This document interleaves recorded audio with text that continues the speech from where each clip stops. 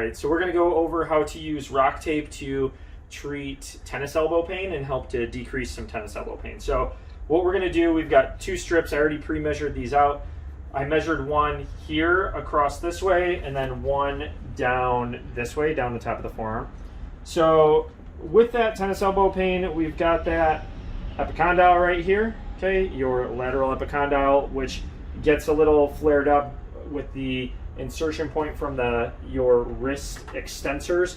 A lot of times you get a strain or some micro tears, and those wrist extensors, there's a common extensor tendon that inserts into here. So what we're going to do, we're going to place this right over where there's pain. So point to right where you get the pain.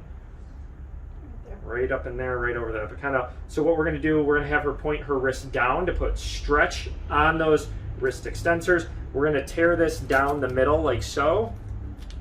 The piece of tape, the small one, we're going to pull it back, and I've got the ends like that. I'm going to pull out and then off, so we're going 50% stretch right over where it hurts, and then no stretch on the ends because that's going to be your anchor.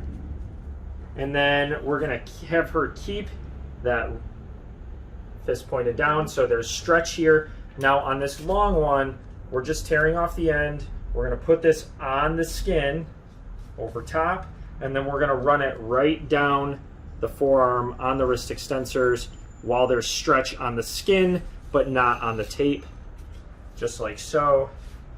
And if you want, you can put BioFreeze, or RockTape has a cooling one that you can put on that's similar to BioFreeze. It's called the Rock Sauce Ice. You can put that right over top of it, and that can help with some pain relief as well. And that is how you tape for tennis elbow. Sweet.